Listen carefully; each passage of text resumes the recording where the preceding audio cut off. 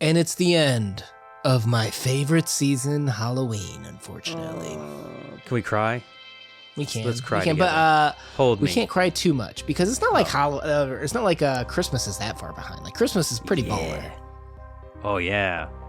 We'll save that for November's TBR or December's TBR. It's coming up. When's Christmas? Yeah. My son's already does the. He asks Google like, "Hey, like how many more days till Christmas?" And it answers him. That's awesome. I love it. So first, let's wrap up my favorite holiday season, the October holiday season, with what did we think? We picked some spooky frights. We had, again, a lot of Latin American focus because kind of the September into early October timeframe of the National Hispanic Heritage Month. So let's kind of recap what we read, and then let's do what we think would be the top pick for people to read, and maybe just kind of talk a little bit about what that book was about. So in terms of what we read, we've been going through this year real quick of Cain by Gene Toomer. So we did Song of the Sun, Georgia Dusk. Didn't we do one more? I think that's it, right? That's it. Okay. So we just had that one. We had two last month for that one. Right.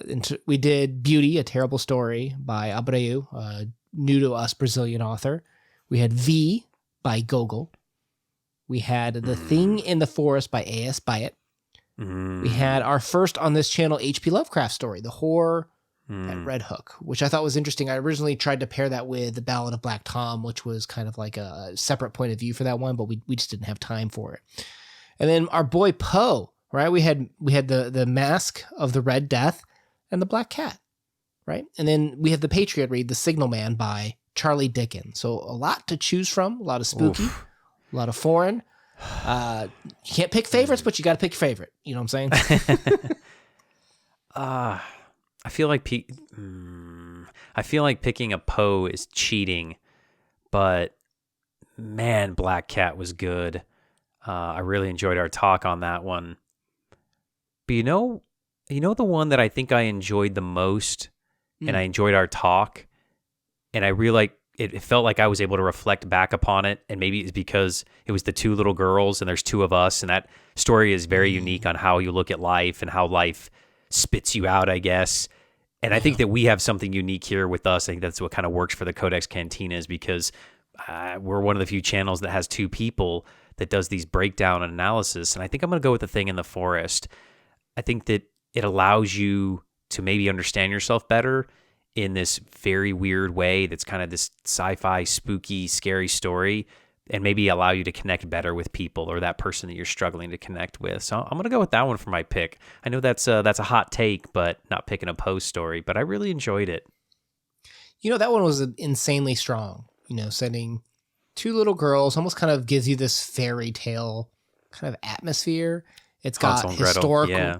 It's got historical background, like with World War II and the evacuee children of the UK, and it's got like that bonding, that friendship that's kind of questioned, fantasy, reality. Exactly. It's insane how much was jammed into a story, which is ultimately about two little girls that went into this forest, may or may not have seen something there, and were traumatized their whole life, right? Yeah, and defined their whole life. It was like that's what made them who they were. And the choices that they made. And I think that a lot of people can relate to that one traumatic experience defining the rest of your life. Now I guess it seems to be this thing that we're doing. I think the last several wrap-ups, you're like, I can't cheat by doing this. And then I go and do that. So I'm going to do that. I'm going to continue that. So I am going to pick Poe, but I'm not going to choose the Black Cat. I love our conversation with Noah. It was amazing.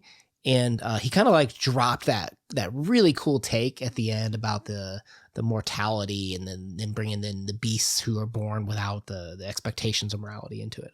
Really great view on that, Noah. Appreciate it. But the Mask of the Red Death is my personal favorite Poe.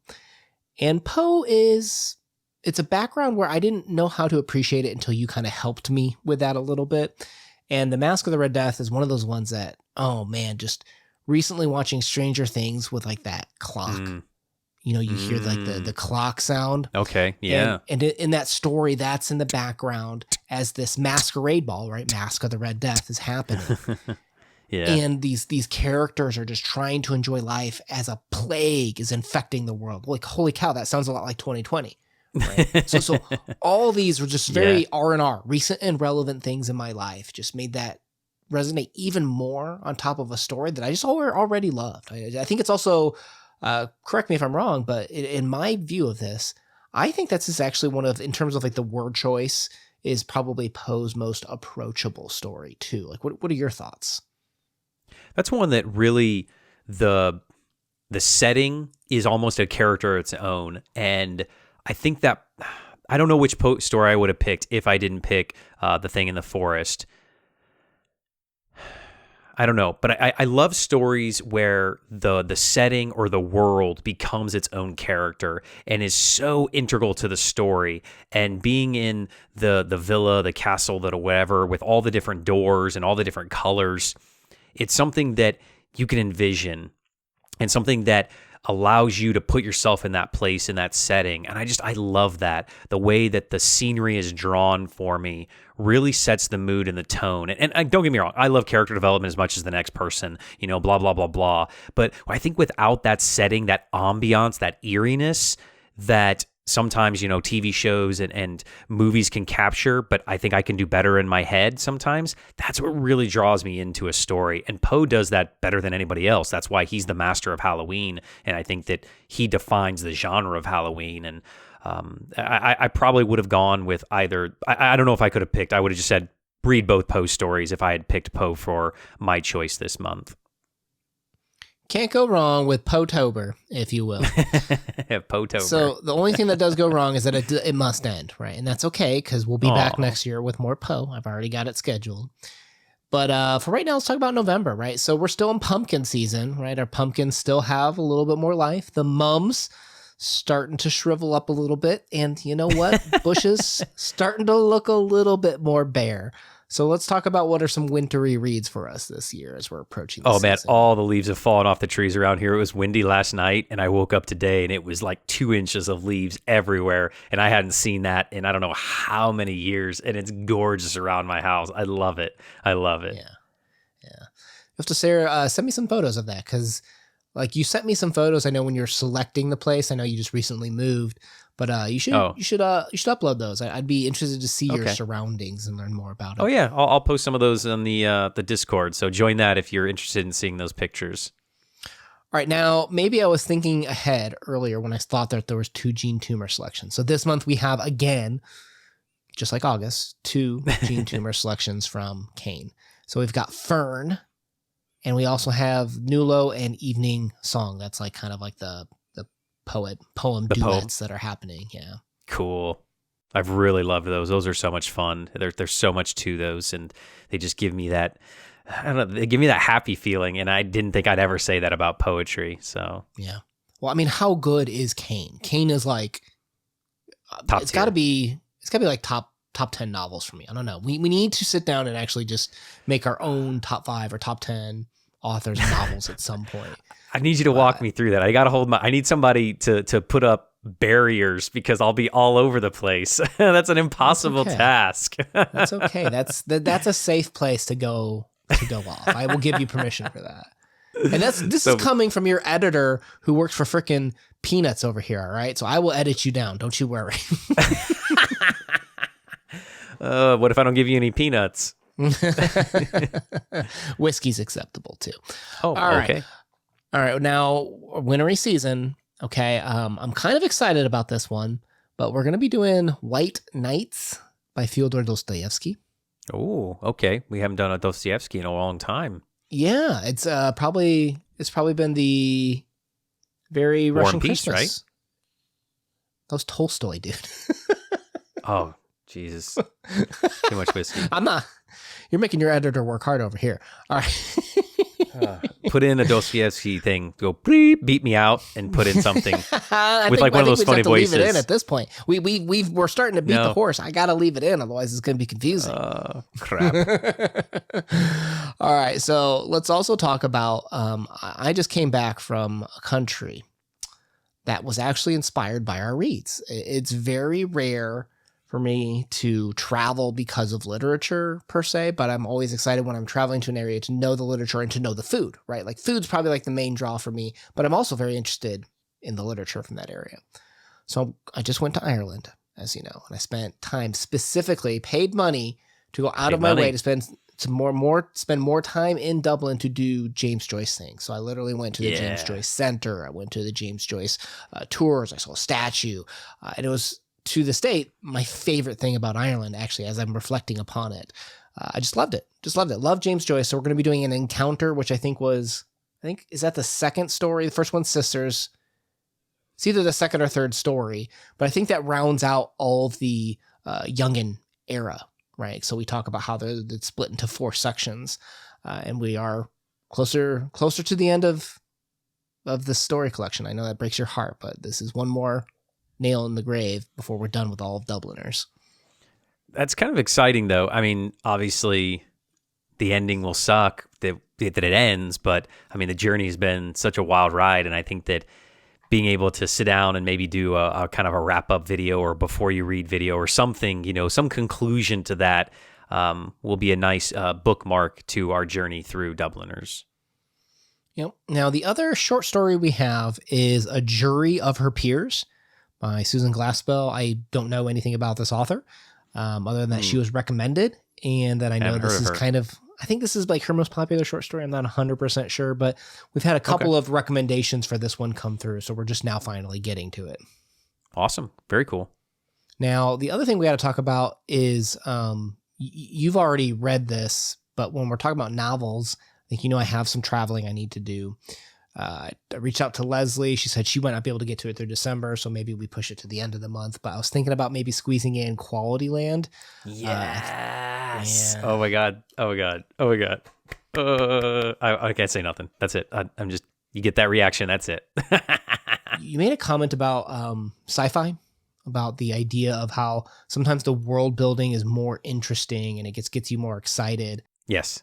That part right there, I think we might do I'm just in the mood for more sci-fi and fantasy here recently. So while we're going to be doing kind of like Quality Land for now for fun, I think we're going to get into it and have some fun discussion with that one. We do have to finish the commitment with Demons this year. So we're going to do Demons with Dostoevsky as kind of like our winter read that we kind of traditionally do along with the literary discourse. More on that to come. But I'd love to maybe kind of explore some more sci-fi fantasy stuff, particularly if it's more of like a literary angle to it, such as like Ursula K. Le Guin and stuff like that. But you'll have to give me some recommendations either from you or from the audience that's watching right now. As we're planning out 2023, what should we be looking at, right? We've talked about Master and Margarita as a really fun, interesting kind of like magical realism story. But what other stories would you recommend that kind of have a complete world building element to it that we could kind of just get lost in have fun reading? Ulysses. Oh, by Joyce? Yes. You want We've to? talked about it for years.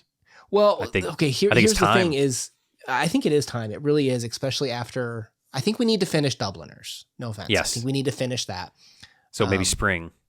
So what we need to do is finish that actually. And I did talk with a friend, Alan, about this next year.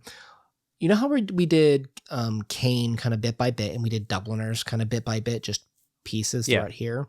Yeah. I'm so intimidated by Ulysses. I was thinking about maybe what we could do is just do like on our own. Like we just read it. Like no commitments to the outside world, no commitments to you. We just read it. Okay. And then what we do is kind of like how we did Kane, where we did a little bit each month or every couple weeks, so some type of a schedule. And then we go in chapter by chapter, section by section, because I guess each section has its own style and it evolves and it's just really complex, I think, or at least that's the feeling that I get from it, that I'd really want to make sure that we do a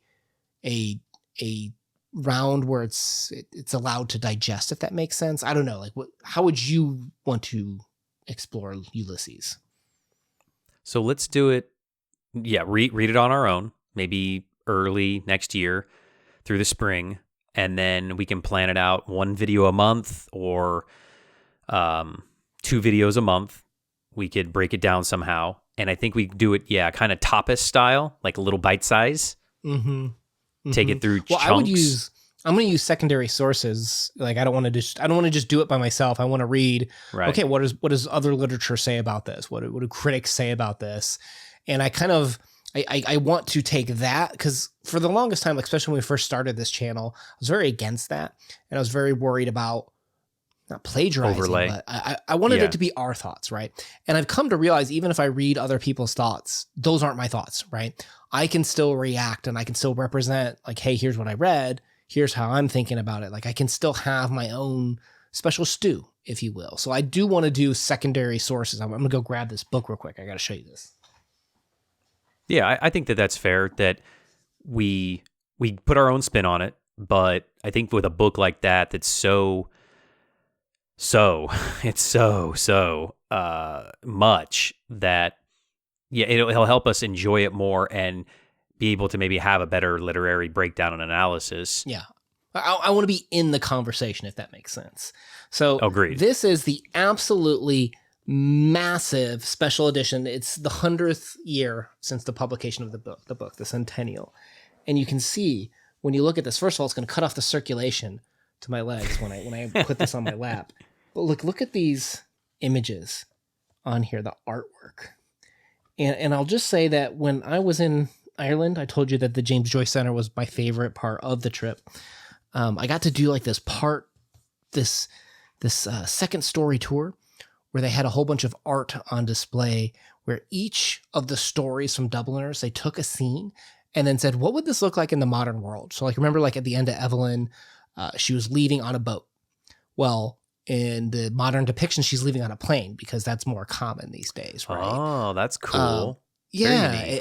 And even some of the stuff like when you think about Counterparts or A Painful Case, which, no spoilers, but they have very kind of sad, very modern takes. It didn't take much to modernize it, right? Like it was just a kitchen that just looked more modern and stuff like that. But it was just so powerful having a few little tweaks made all the scene. difference. Yeah. Well, and then each scene gets its own moment of art to be displayed.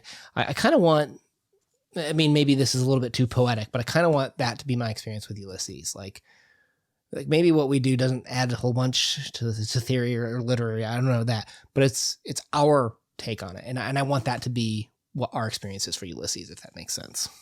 Yeah, I think that's fair. It'll be easier too, all around because it's such a, daunting task. Intimidating, not daunting, intimidating task. Yeah. All right. Well, I think we've accomplished a lot here in terms of planning already some stuff that we're doing next year. Didn't expect to go down that route. Been a slow mid part of the year. I think we're just excited to get back to reading. You were traveling, moving.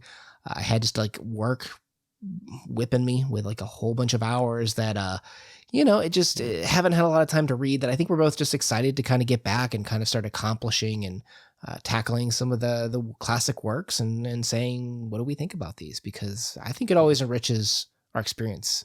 Even talking earlier today about Lemon, that's a doozy of a talk that we had, I think. Yeah, the second half of 2022 has been very tumultuous for both of us, so it'll be nice to maybe get back into some standard and maybe throw a few little fun things in there, a skit or a fun video or something here or there too, and get back to kind of what our norm has been, so it'll be good. Oh, man. It's been forever since we've done a skit. Yeah, I know. I'm excited. I had someone who just reached out to us about, remember the skit we did for Good Country People? Oh, yeah. They said that their favorite thing about that talk is, I mean, maybe this is an insult, I don't know, is the skit. But they said, but no, it was, I say that in jest, but he shared with me that he said that it gets his students excited to read that story. Oh, that's good. Well, I'm glad our raunchy humor did that because, I mean, it was kind of a little, when I was putting it out there, I was like, oh boy. But, I'm just glad that our excitement can be maybe infectious. Maybe our views can challenge people to look at things differently. I'm glad there's a voice for us in this world. And I'm glad that we have a platform where we can kind of share that and talk about something that we love, which is books with people that we think are cool, which is you and me. So appreciate it. There we go. So November is planned and ready to go. And Pretty soon it'll be time to start digging into our Christmas stories. So stay tuned, and we'll let you know which Very Merry Christmas we're going to be doing in our next TBR and wrap up. All right. I'm going to celebrate the entire collection. No, we're going to pick one country and go through it as usual. So stay tuned. All right, guys. Peace out. Peace.